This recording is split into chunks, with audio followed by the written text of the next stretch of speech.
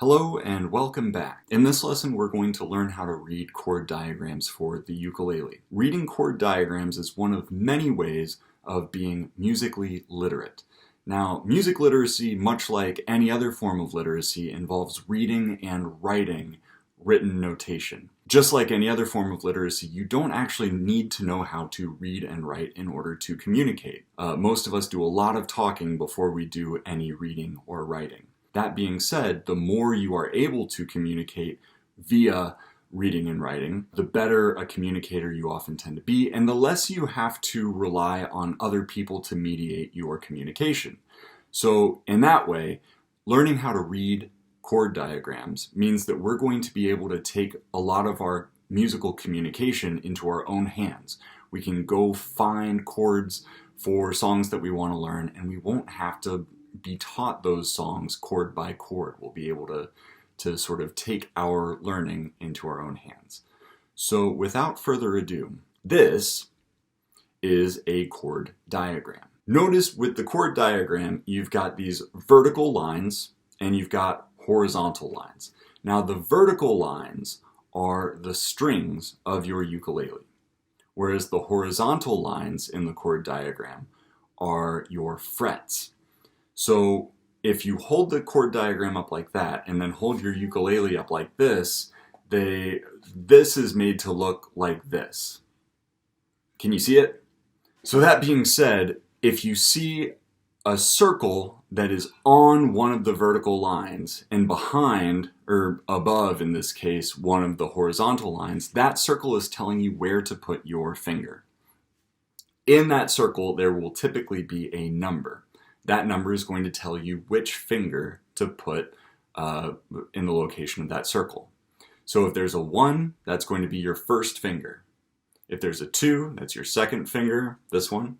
If there's a 3, that's your third finger. And if there's a 4, that's going to be your fourth finger. For starters, we're going to stick mostly with chords that are using your first, second, and third finger, but we will get into some chords later on that require your fourth finger. Notice there's no T on any of these because we're not putting our thumb down on any of these chords. So the chord that we're showing here is an A minor chord. That A minor chord only requires one finger, which is why you have that second finger right here. Notice how it's on the line that's all the way to on the far left. And as I'm holding up my ukulele, I see that my finger is on the string that's all the way to the far left. And it's on the second line down, which would be the second fret. Notice that I'm not including the nut when I'm counting these frets because that would be 0. So we've got our 0, we've got our 1, we've got our 2, we've got our 3. That's how we're going to be numbering the frets. So the process of deciphering the chord diagram is like deciphering a map. You're figuring out location and you're figuring out what goes where. So on this chord, which is an F major chord, different from the A minor chord, we've got two fingers we've got to worry about. We've got our first finger and we've got our second finger, and we can tell because we see the 1 and we see the 2. That 1 is going to go on the string that is second from the right. So in this case, if I hold up my ukulele, then I can see the string second from the right is this one.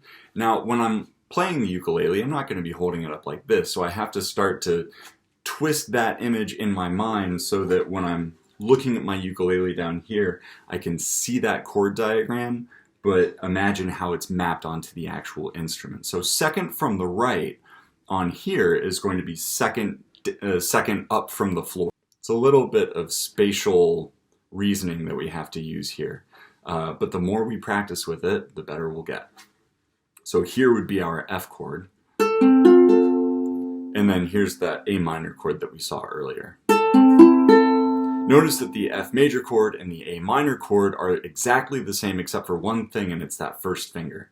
That first finger you're just going to drop there for your F chord, and then if you want to go back to that A minor chord, you just pick it up.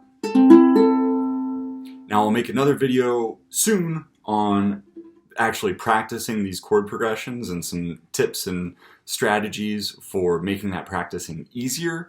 But for now, play around with those 2 chords. That would be a great start, and we will pick up from there next time.